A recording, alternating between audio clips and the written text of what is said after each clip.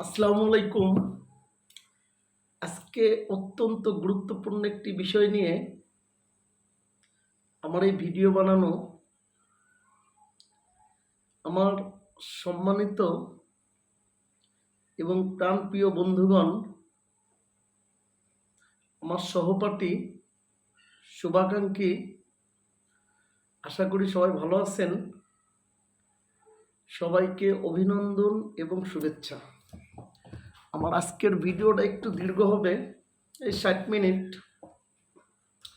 আমার আজকের ভিডিওর মূল পারপাস হচ্ছে আমার প্রাণপ্রিয় জিএম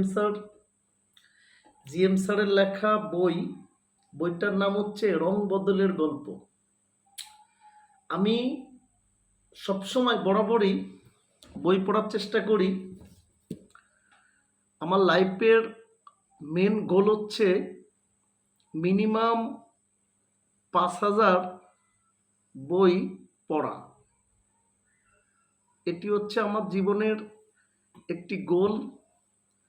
এবং আমার একটি লাইব্রেরি আছে নিজস্ব, যে লাইব্রেরিতে ইতিমধ্যেই আলহামদুলিল্লাহ 100 অ্যাবভ বুক সংরক্ষণ করতে আমি সক্ষম হয়েছি। এবং প্রত্যেকটা বই আমার পড়া শেষে এই জিএম স্যারের বইটা আমি অলরেডি 3বার কমপ্লিট করেছি। তা চিন্তা করলাম যে আসলে বই হচ্ছে একটা জ্ঞানের সমুদ্রের যেমন কোনো কুল কিনারা নেই, তেমনিভাবে একজন মানুষ সে যদি জ্ঞানী হতে চায়, সে যদি প্রত্যেকটা বিষয় সম্পর্কে তার স্কিল এবং নলেজ ব্যাংক বৃদ্ধি করতে চায়, অবশ্যই তাকে বই পড়ার অভ্যাস তৈরি করতে হবে। বই পড়া এটি হচ্ছে একটি মানুষের সফলতার ক্ষেত্রে সবচেয়ে গুরুত্বপূর্ণ একটি পার্ট, বই পড়া। বই দেখেন, আমরা শত ব্যস্ততার মধ্যেই এই যে বই পড়ার যে টাইমটুকু যারা বের করতে পারে, দিন শেষে তারাই কি হয়, অন্যদের থেকে এগিয়ে যায়। তো যাই হোক, আমি বইটা রিভিউ করব। আমাদের জিএম স্যারের এই বইটার টোটাল অধ্যায় হচ্ছে আপনার 5টি অধ্যায় দিয়ে তার বইটা শুরু থেকে সম্পূর্ণ হয়েছে। 144 অর্থাৎ 1 থেকে 158 পৃষ্ঠার একটি বই। 158 পৃষ্ঠার একটি বই। তো প্রথম গল্পটার নাম হচ্ছে মেঘমালা। আসলে গল্প না, এখানে প্রত্যেকটি গল্পই একটি বাস্তবতা এবং একটি মানুষের জীবনী। প্রত্যেকটি গল্প থেকেই আমি অনেক না জানা তথ্য এবং মানুষের স্ট্রাগল এবং একজন মানুষের শুরু থেকে সফল হওয়া পর্যন্ত যে যাত্রা, সেটা এখান থেকে শিখতে পেরেছি। একজন মানুষ কতটা পরিশ্রমী, একজন মানুষের হাজার সমস্যা থাকার পরেও সেই মানুষটি কিভাবে তার লক্ষ্যে অবিচল থেকে সফল হয়েছে, সেই অধ্যবসায়ের গল্প এখান থেকে আমি শিখেছি। যদি আপনারা ধৈর্য ধরে 60 মিনিট অর্থাৎ 1 ঘন্টা যদি আপনারা এই ভিডিওটি দেখতে পারেন, আমার কথাগুলো শুনতে পারেন, তাহলে এই 1 ঘন্টার মধ্যে আমাদের জিএম স্যারের জীবনের যে সফলতা, যে প্রথম বই সে বের করছে, সেই বইয়ের যে মূল সারাংশ আপনারা আশা করি বুঝতে পারবেন। প্রথম গল্পটি হচ্ছে মেঘমালা। তা মেঘমালা দিয়ে শুরু করি, সবাই থাকবেন আশা করি। আকাশ আজও আগের মতোই বিশাল, নীলের বিস্তৃত বুকে ছড়িয়ে আছে অসংখ্য মেঘের দল। কেউ ভাসছে অলস ভঙ্গিতে, কেউ আবার উড়ে যাচ্ছে কোনো অজানা গন্তব্যের দিকে। মেঘগুলোর দিকে তাকালে মনে হয় যেন কারো অদৃশ্য নির্দেশে তারা অবিরাম চলমান। স্থান, কাল ও পাত্রভেদে তাদের রং বদলায়, আকার বদলায়, এমনকি বদলে যায় তাদের বার্তা, মেসেজ। দেখেন কতটা গভীর এবং কতটা শিক্ষণীয় ওয়ার্ডগুলো। তাই আমাদের জেমস স্যারের বইয়ের নামটা আমি একটু বলি। বইয়ের নাম হচ্ছে রং বদলের গল্প। প্রত্যেকটি মানুষ প্রত্যেকটি মানুষ হচ্ছে একটি আপনার ঋতু। সেই ঋতুর কি হয়, বসন্ত আসে, কখনো শীত, কখনো গ্রীষ্ম, কখনো বর্ষা, কখনো সুখ, কখনো দুঃখ, কখনো না পাওয়ার বেদনা, কখনো পাওয়ার আনন্দ, সব কিছু মিলে একটা মানুষের জীবন। বিলিভ মি, মানুষ হচ্ছে পৃথিবীর মধ্যে সবচেয়ে আশ্চর্য এবং আশরাফুল মাকলুকাত। আল্লাহ পাক মানুষকে আশরাফুল মাকলুকাত হিসাবে পৃথিবীতে কি করলেন, প্রেরণ করলেন। সেই মানুষের স্ট্রাগল, মানুষের গল্প না পড়তে কার না ভালো লাগে। দেখেন মেঘগুলোর দিকে তাকালে মনে হয় যেন কারো অদৃশ্য নির্দেশে তারা অবিরাম চলমান। সত্য, রাইট? এই যে আল্লাহ পাক এই মেঘগুলোকে কি করেন, নিয়ন্ত্রণ করেন। মেঘগুলোর দিকে তাকাইলে মেঘের রং বদল দেখলে কি করি আমরা, বুঝতে পারি। একদিন দুপুরবেলা, গ্রামের নাম দুবলাচারি। এই যে দুবলাচারি, এটা হচ্ছে আমাদের জিএম স্যারের গ্রাম। আমাদের জিএম স্যারের নাম হচ্ছে রাশেদুল ইসলাম নিপু। উনি হেড অফ অপারেশন। চারিদিকে এক ধরনের স্থিরতা, যেন সময় নিজের ধান ক্ষেতের সবুজ থমকে আছে। সূর্য তখন মাঝ আকাশে, তার আলো নেমে এসেছে সোনালি পরতের মতো। ধান ক্ষেতের উপর দিয়ে মৃদু বাতাস বয়ে গিয়ে শিশুগুলোকে অচেনা কোনো গোপন কথায় দুলিয়ে দিচ্ছে। হঠাৎ দেখা গেল দূর দিগন্তের সাদা পেঁচা তুলোর মতো মেঘ জমেছে শুরু করেছে। মেঘগুলো যেন শিশুর মতো করে খেলছে। তারপর ধীরে ধীরে তারা একত্র হলো, গা ঘেঁষে দাঁড়ালো, আর চোখের পলকে আকাশ ঢেকে ফেললো। মুহূর্তের মধ্যে শুরু হলো বৃষ্টি। এই যে বৃষ্টি, একটানা বৃষ্টি হচ্ছে 4 দিন। বৃষ্টির মধ্যে চিন্তা করলাম বইটা রিভিউ দেই। বৃষ্টি যখন প্রচণ্ড রৌদ্র থাকে, যখন প্রচণ্ড গরম, এই গরমের মধ্যে মানুষের হৃদয় মন শুধু একটি জিনিসই চায়, একটু শীতল পরিবেশ। আল্লাহ বৃষ্টি দাও, পরিবেশটা শীতল করে দাও।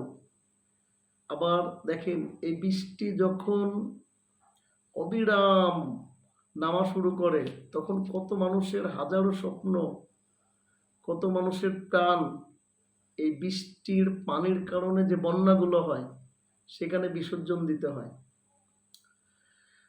দেখেন আমরা সারা জীবন জানি যে পানির অপর নাম জীবন। যে মানুষটা সারা জীবন জানলো যে পানির অপর নাম জীবন, সেই মানুষটার মৃত্যু যদি থাকে ওই পানিতে, সে কলে মারা যাবে। সেই পানিতেই সে কি করবে, মারা যাবে। দেখেন এই যে আমরা বন্যায় দেখলাম কত মানুষ জীবন গেল, ছোট শিশু দেখলাম, বৃদ্ধ দেখলাম, আমরা প্রতি বছরই দেখি। আল্লাহ পাক যার যেখানে যতটুকু হায়াত রেখেছে, সেই হায়াতটুকু শেষ হইলে আমাদের কি করতে হবে, এই দুনিয়া ছেড়ে চলে যেতে হবে।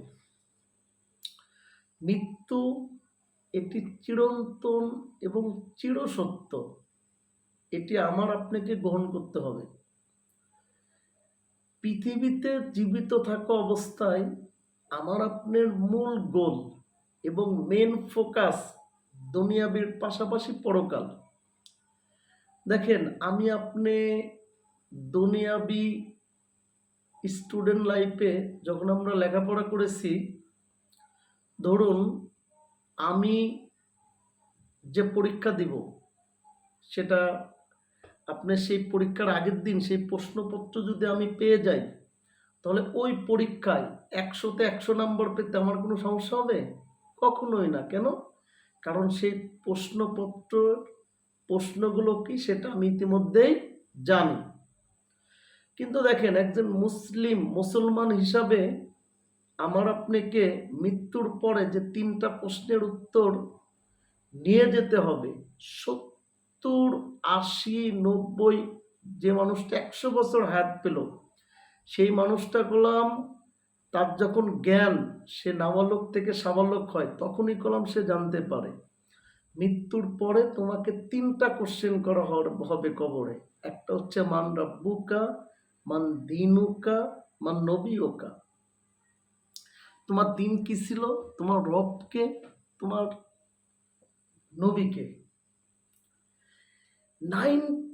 বিলিভ মি, 99% মানুষ জানা সত্ত্বেও এই 3টা প্রশ্নের উত্তরে উত্তীর্ণ হতে পারবে না। কেন?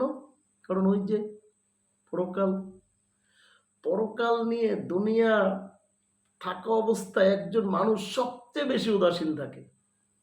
যারা দুনিয়ার পাশাপাশি পরকালকে প্রাধান্য দেয়, তারাই জীবনে সফল হয়, তারাই কামিয়াবি হয়। এই জন্যে ভাই, সহপাঠী, বন্ধুরা, যারা আমার ভিডিওটা দেখবেন, এই কথাটা যে শুনবেন, অবশ্যই দুনিয়াবির পাশাপাশি আমাদেরকে কি করতে হবে, পরকালকেও চরম লেভেলের প্রাধান্য দিতে হবে ইনশাল্লাহ। মানুষের হক, মানুষের সাথে ওয়াদা, মানুষের সাথে আমার আপনার যে চুক্তিবদ্ধ, পুঙ্খানুপুঙ্খভাবে সেটা মেনটেন করতে হবে, মেনে চলতে হবে। কারো ক্ষতি, কারো হালাল রিজিক নষ্ট এবং কাউকে কষ্ট দেয়া যাবে না, এটা কখনোই করা যাবে না। একজন মানুষের দেখেন, ধনী এবং বড়লোক, এই 2টা জিনিসের মধ্যে কোনো পার্থক্য আছে। ধনী মানে কি? ধনী অর্থ মনে করেন যে মানুষটার হৃদয়, যে মানুষটার অন্তর বিশাল প্রশস্ত, মানুষের জন্য মায়া, দয়া, সিম্পিতি কাজ করে, যে মানুষটা দ্বারা অন্য কারো ক্ষতি হয় না, সেই মানুষটা হচ্ছে ধনী। আর বড়লোককে, বড়লোক হচ্ছে যে মানুষটার ব্যাংক ব্যালেন্স আছে, যে মানুষটার টাকা পয়সা আছে, সব আছে, কিন্তু মনের দিক থেকে কি নাই, তার হৃদয় না, সে হৃদয়বান না, সেই মানুষটাকে বড়লোক বলে। তাহলে বড়লোক আর ধনী পার্থক্য। তো এইখানে আমি আপনি যদি বড়লোক নাও হইতে পারি, কিন্তু আমি আপনি ধনী হইতে পারবো। আর এই ধনী মানুষের দুনিয়া এবং পরকাল 2 জায়গাতেই দাম আছে। তো যাই হোক, প্রথম গল্পটা হচ্ছে মেঘমালা। তো মেঘমালা হচ্ছে আমাদের জিএম স্যারের গল্প। হঠাৎ একদিন দুপুরবেলা বৃষ্টি আসলো, সেই বৃষ্টির মধ্যে কৃষকের আশা পুড়ে গেল, মানে বন্যা, মানে সেই বৃষ্টির পরে চলে আসলো বন্যা। আপনার এই লাস্ট যেটা, এই ঠিক তখনই বৃষ্টি নামলো, ঝাপসা জানালায় ওপারে শহর যেন ধুয়ে গেল এক নতুন রূপে। তার মনে হলো এই বৃষ্টি যেন তার জীবনেও এক নতুন সূচনা, মেঘগুলো যেন আজ আবারও আশীর্বাদ হয়ে নেমেছে হয়তো তার জন্য। এটা হচ্ছে আমাদের জিএম স্যারের নিজের। তো যাই হোক, প্রথম গল্প থেকে আমরা শিখলাম যে জিনিসগুলোর নিয়ন্ত্রণ আমাদের হাতে নেই, আমরা শুধু আশা করতে পারি, দোয়া করতে পারি, সেটা সৃষ্টিকর্তা সময় মতো, আমার আপনার প্রয়োজন মতো অবশ্যই আমাদেরকে কি করবেন, সেটা দিয়ে দিবেন। 2 নম্বর গল্পটা হচ্ছে সোনার পাড়া। এই গল্পটা হচ্ছে অত্যন্ত শিক্ষণীয় একটি গল্প। একটি হচ্ছে আপনার একটা ঘর, টিনের ঘর, সেই টিনের ঘরে যারা লেখাপড়া করে এখন অনেক সফলতা অর্জন করেছে, তাদের ঘিরেই এই গল্পটা। আমি 2 লাইন পড়ি। সোনার পাড়া, অর্থাৎ সোনার পাড়ায় ধূলিমাখা সকাল, পূব আকাশে সূর্য উঁকি দিতেই গ্রামের মাঠঘাট সোনালি আলোর ভরে ওঠে। গ্রামের প্রাথমিক বিদ্যালয়ের সামনের পথটি এখনো ধূলিময়। বিদ্যুৎ এসেছে ঠিকই, কিন্তু গ্রাম্য জীবনের দীর্ঘদিনের কষ্টের রেখাগুলো আজও মুছে যায়নি। এই অধ্যায় যখন আমি পড়া শুরু করেছি, আমার শৈশবের প্রত্যেকটা দিন, প্রত্যেকটা স্মৃতি এবং সেই শৈশব জীবনের যে লেখাপড়া, প্রত্যেকটা স্কুল জীবনের ঘটনা আমার হৃদয়ে চরমভাবে নাড়া দিয়েছে। Believe me. কারণ দেখবেন, মানুষ কখন স্মৃতিতে ফেরত যায়, যখন সে সেই বিষয়ে কি করে, অধ্যয়ন করে। This is true. পথ ধারণ করে। তাই আপনার এটা ইম্পর্টেন্ট, এটা অত্যন্ত ইম্পর্টেন্ট। তো যাই হোক, এটা হচ্ছে একটা স্কুল জীবনের গল্প। এখানে আমি লাস্ট একটু শেষ করি। সেটা হচ্ছে আপনার এখানে জেমস স্যার যে মেসেজটা দেওয়া শুরু করেছে লাস্ট লেখার মাধ্যমে, সেখানে হচ্ছে যেখানে উন্নয়ন হবে শুধু বিদ্যুতের নয়, মানুষের জীবনযাত্রারও। এখানের মূল মেসেজটা হচ্ছে যে কোনো জিনিসের মূল মেসেজটা হচ্ছে মানুষের জীবনযাত্রার